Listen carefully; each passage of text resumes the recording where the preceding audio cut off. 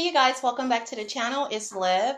Recently, the DOJ reports began circulating about Hispanic offenders being counted as white in certain crime databases.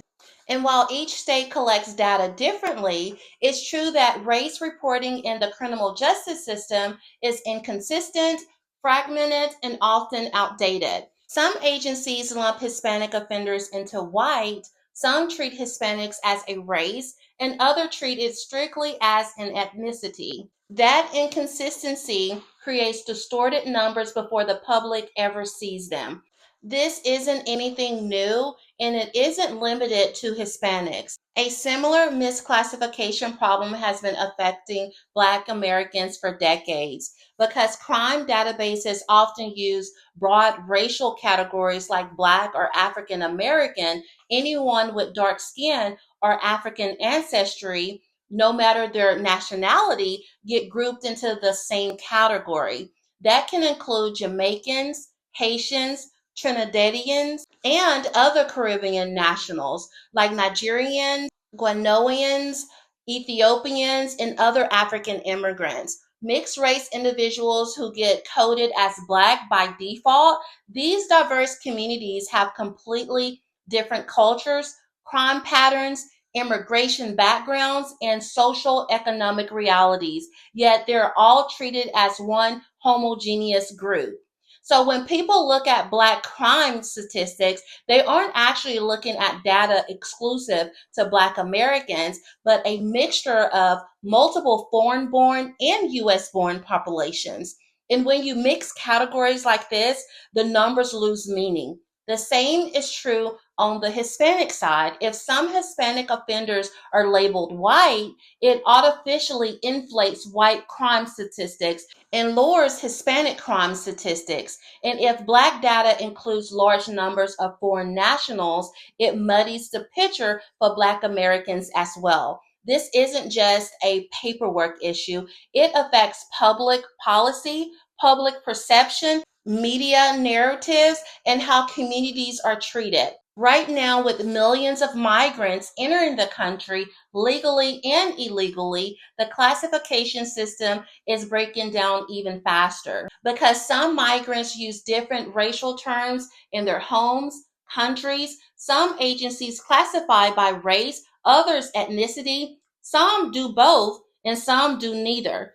Many migrants don't speak English well enough to self report accurately. In some cases, officials default to whatever category seems closest. What was originally designed for political and strategical convenience has now become a system that can't keep up with the real world complexity of the population. A system built to lump people together eventually spills into real life. And today we're seeing those consequences: misleading crime data, misleading demographic data, confusion about who is actually being affected, policies that don't match reality, and tensions between communities who are being counted together but don't share the same experiences. Even if the original intention was political advantage, the unintended fallout is now hitting everyone, not just one group. Because when a system wasn't built to tell the truth from the start,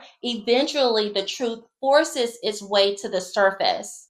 And right now, the cracks in the system are showing loudly. And this isn't the first time misclassification has harmed lineage Black Americans.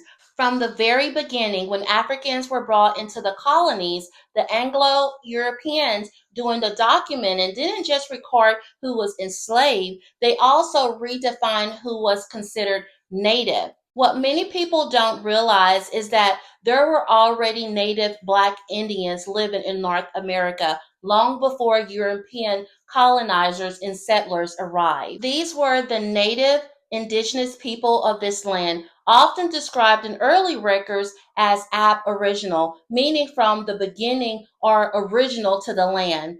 Earlier explorers and settlers even used the term copper colored to describe indigenous communities. Some people have confused copper color as a tribal name, but it was actually a skin tone description used by Europeans when they first made contact with Native Americans.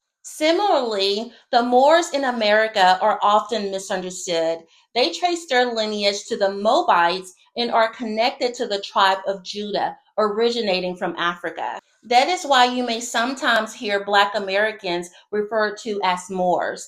And this is important because it shows exactly where the problem began. Skin color was used as the shortcut, the dividing line, the political tool. Instead of identifying people by nation, tribe, or lineage, which are central in both indigenous and African cultures, the colonizers reduced entire civilization to categories based on color. Over time, indigenous and African cultures blended because they shared deep spiritual and cultural traditions, even though the ones captured originally lived on different continents.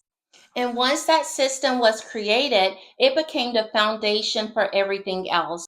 Who was considered native, who was labeled African, who received land rights, who was enslaved, who counted in the census, who was given citizenship, who had political power. So when lineage Black Americans say we were already here, they're pointing to the historical truth that was overridden by a system built around racial categories that never existed before Europeans created them. In the same misclassification that erased Native Black identity in the 1500s through 1800s is showing up again today. We're seeing the effects of the same system, a system that values skin color, labels over lineage, and modern data. Grouping all dark-skinned people as Black, grouping some Hispanics as white, lumping foreign populations with US-born population, building policies and statistics on categories that don't match historical reality. This doesn't just distort crime data, it distorts history, demographics, voting districts, and political power. And it affects all Americans, not only lineage Black Americans. White Americans are seeing the consequences in today's demographic confusion. Black Americans have lived with the consequences for generations, and Hispanics, Asians, and recent immigrants are now getting pulled into categories that don't reflect their true backgrounds either. A system built for political control eventually collapsed under its own contradictions. We're watching that happen right now. And this ties directly into politics because the same categories used in crime data are the categories used to shape voting districts, federal funding, majority minority ratios, and political representation, which is exactly what I'm breaking down in my next video. How these racial categories are being used in redistricting and how they influence the way our votes are counted, valued, and divided. If you're interested in understanding how political power really works in America, especially in this moment, you do not want to miss that one. Thank you for watching. If you haven't already, make sure you subscribe and like this video. I'll see you in the next one.